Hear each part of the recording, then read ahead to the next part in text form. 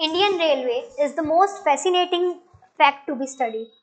Last 162 year से Indian railway ने काफी ट्रांजिशंस देखे हैं and now we are going to see the transition in terms of the fuel efficiency and Indian railway they are trying to transmit into the nuclear energy और अब nuclear energy based fuel जो है वो Indian railway use करेगा. So today we are going to study about the facts of the Indian Railway as well as their transition in terms of the fuel. Let me just tell you, in 2023 Indian Railway ने एक बहुत बड़ा decision लिया था and that decision it was related to the fuel efficiency. They just faced the transition in terms of the diesel based fuel to the electrification based fuel. तो उस time पे Indian railway ने claim किया था that 2 lakh पर litre वो 2 lakh litre per day जितना वो यूज करते हैं फ्यूल डीजल बेसिकली, वो उसको चेंज करके अब इलेक्ट्रिसिटी बेस्ड फ्यूल मेथड के ऊपर जो है ट्रांजिशन करने वाले हैं. इससे क्या होगा, डीजल जो कि कार्बन एमिशन में बेसिकली कॉज करता है, it would reduce that carbon emission from the side of the railway and it would help the railway to help in the climate change emission targets और हम climate change efficiency जो है उसको fulfill कर पाएं. So in today's class we are going to study about that. So let me just tell you, we are holding the test series. So this test series will contain the 64 tests, 34 for the prelims and 30 for the mains. You can access these tests and you can call over this number to get the details. There is this news in the today's newspaper that railway they plan to go nuclear as part of its green drive. As I had told you now that 162 year में railway ने काफी transition देखे हैं और we are holding railways as the pride of the nation because 1853 में जब हमारा railway first drive हुआ था फ्रॉम द मुंबई टू थाने, उस टाइम पीरियड में 34 किलोमीटर का एक शॉर्ट सा ड्राइव रहा था. बट ये जो 34 किलोमीटर का ये जो शॉर्ट ड्राइव है, आज हम वर्ल्ड के 4th largest railway network holder जो हैं वो बन गए हैं. और अब द काइंड ऑफ ट्रांजिशन जब हमारा ग्रीनरी की तरफ होगा तो it would help India to achieve its targets of the 2030. So हमारा नेट जीरो टारगेट है कि हमें नेट जीरो या कार्बन न्यूट्रलिटी अचीव करनी है बाय 2070 एंड हम अपना जीरो कार्बन एमिशन करना चाहते हैं. वी हैव सब climate target for the 2030 but वहां पर रेलवे का एंड रेलवे का कमिटमेंट है that they are planning to become a net zero emitter by 2030. And how it is going to be possible? So the way is going through the solar energy, the wind energy, but here the major role which would be played by the nuclear energy. Nuclear energy जो है जो next जो है इसमें better role play करेगी. Now we would try to learn some basic aspects related to the Indian Railway. Indian Railway is exploring the nuclear power as their through their captive units और वहाँ पर वो renewable तरीके से nuclear energy जो है create करेंगे and then they would use that. Nuclear energy के बारे में हम बाद में जानेंगे. Let's try to find out that they are expecting that they need to develop 30,000 megawatt of renewable capacity by 2029-2030 to achieve this target.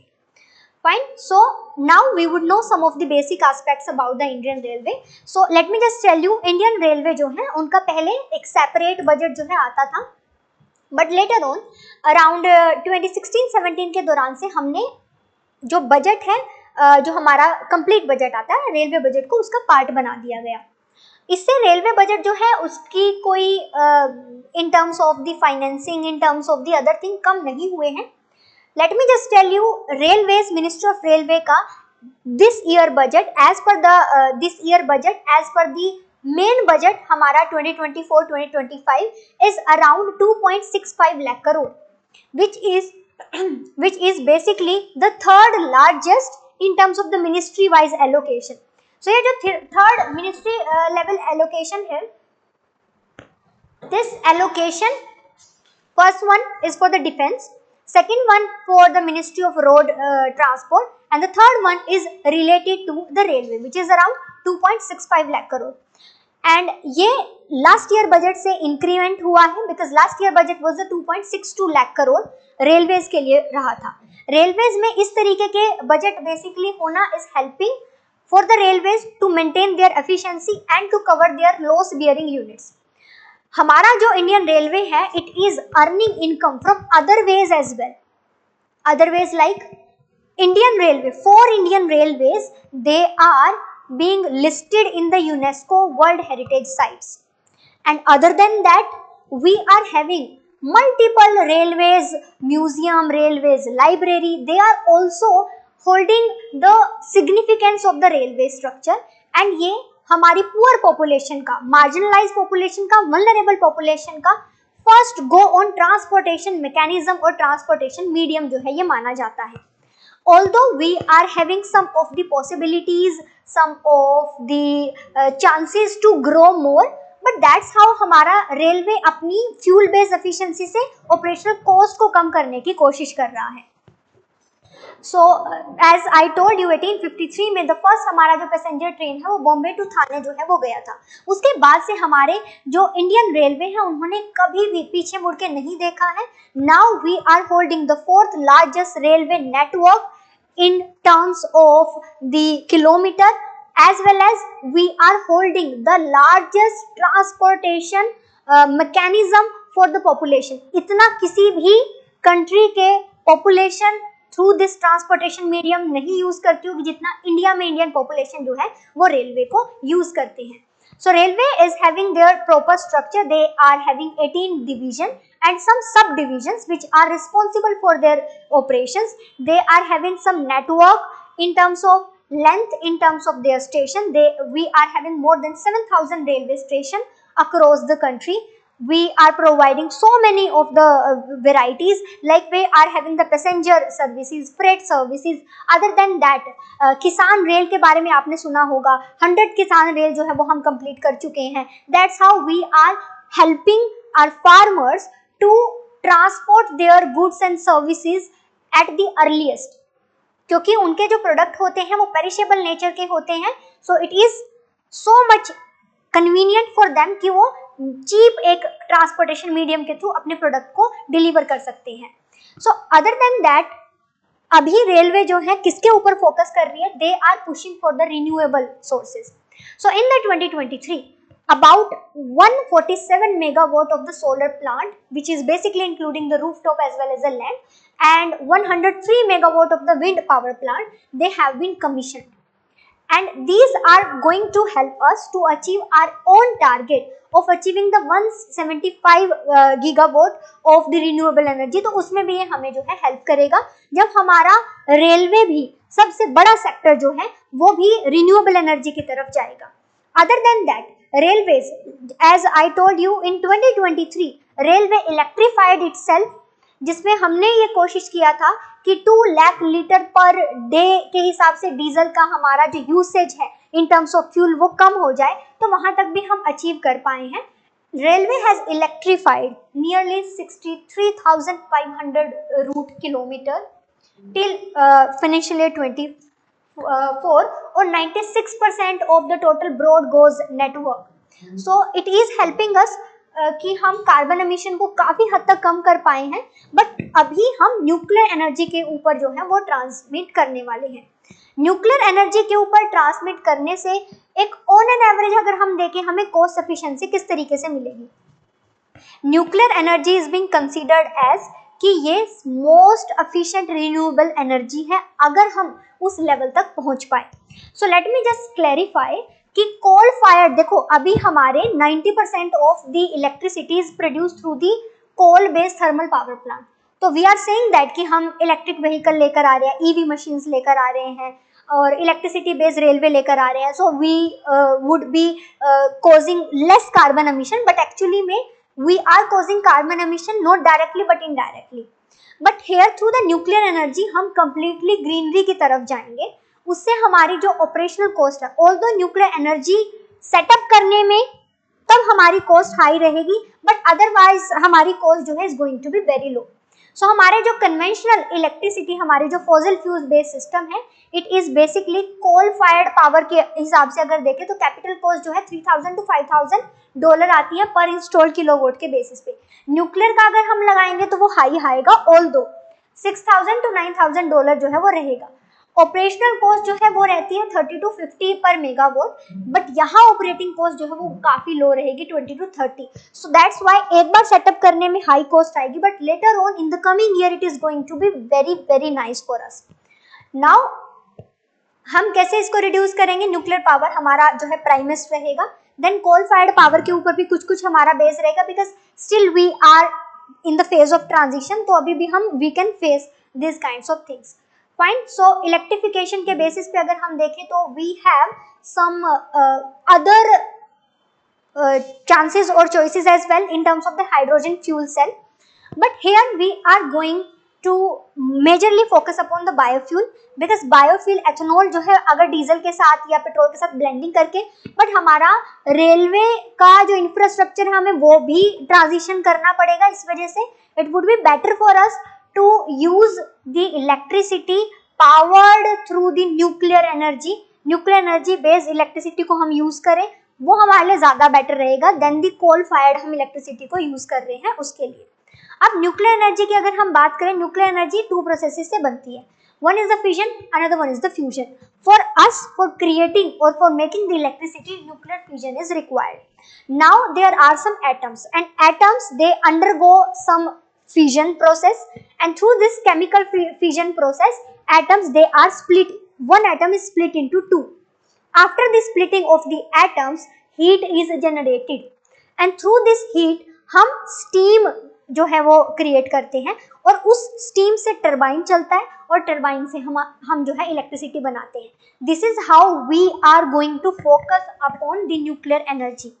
Now in this nuclear fusion process energy में जो atom हम use करते हैं, that could be the like uranium भी हो सकता है, and that could be the thorium. Uranium में U-235 हम यूज करते हैं. Plutonium is also being use, but the major जो थिंग्स यूज की जाती है that is the uranium and the thorium. अब इंडिया के पास यूरेनियम के सोर्सेज हैं, but we are completely dependent upon the import for the uranium, and majorly we are dependent upon the Russia and Australia for our uranium based need. अगर हम world में देखें तो वर्ल्ड में Kazakhstan is the country which is producing the largest quantity of the uranium. अगर हम thorium की बात करें, so India is holding the largest reserve of the thorium, but हमारे जो majority of the nuclear power plant है they are based upon the uranium, and uranium के लिए हम सेल्फ सफिशिएंट नहीं है. So now we are holding upon कि uranium के लिए हम सेल्फ सफिशिएंट बन जाए. अभी हमारे जो है ककरापार हमारा जो एक न्यूक्लियर पावर प्लांट है, वहाँ हम 4th स्टेज का क्रिटिकलिटी अचीव कर चुके हैं. It means we are in the good position, हम न्यूक्लियर एनर्जी डेवलप कर रहे हैं, और अगर उसी बेस रेलवे होगा तो ये बहुत अच्छा ट्रांजिशन एक देखने को मिलेगा. Now I just want to tell you कि किस तरीके से ये बेसिकली काम करता है. इसमें हम काफी सारे टेक्निक का यूज करते हैं. One is called as a pressurised water reactor. So pressurised water reactor में क्या किया होता है कि इसमें हम प्रेशराइज्ड वाटर या हैवी वाटर को आप समझ लीजिए. So the basic difference between the heavy water and the normal water is, normal water का फॉर्मूला होता है H2O, बट आपका जो हैवी वाटर होता है उसमें हाइड्रोजन एटम के जगह पर ड्यूटेरियम होता है, so that is D2O. So you are using D2O heavy water for what? For creating the steam. अब यूरेनियम 235 जो है वो एटम स्प्लिट होगा. एटम स्प्लिट होने के बाद दैट विल क्रिएट हीट. उस हीट से हमें स्टीम क्रिएट करनी है. स्टीम के लिए we require the water. So in the pressurised heavy water जो हमारे रिएक्टर होते हैं, वहां पर हम D2O ड्यूटेरियम बेस्ड वाटर को यूज करते हैं, ना कि हाइड्रोजन बेस्ड वाटर को हम यूज करते हैं. Fine. So this is the kind of thing. Okay, so now another type of reactor we have the boiling water reactor which use the water, simple H2O water को use किया जाता है. Another we have the CANDU reactor. So Canadian design है जिसमें again heavy water जो है वो use किया जाता है एक moderator के तौर पे, एक coolant के तौर पर, which allow कि जिसमें हम natural uranium जो है उसको fuel के तौर पे use कर सकते हैं. It would provide us some advantages. Greenhouse जाएगा, energy density high रहेगी, it would provide us a reliable power generation system, and इससे long term fuel efficiency जो है वो high हो जाएगी. As you can see हमारा 2010 से 2022 का renewable beat coal and nuclear जो है वो शो हो रहा है. ये यहाँ पर हम in terms of the margin basically देख रहे हैं. तो we are taking US as the inspiration, क्योंकि यूएस में ऑल दो इंडस्ट्रियलाइज कंट्री है, अपने लेवल का वो कार्बन एमिशन कर चुके हैं, इंडस्ट्रियलाइज हो चुके हैं, इंडिया के लिए अभी चैलेंज है, बट स्टिल अभी भी we are taking US as inspiration in terms of their transition towards the renewable energy. India is solar energy efficient country, क्योंकि हमारे पास सबसे ज़्यादा मतलब we are like in the surplus in terms of solar energy, but still there are some basic points जहाँ हम पीछे रह जाते हैं.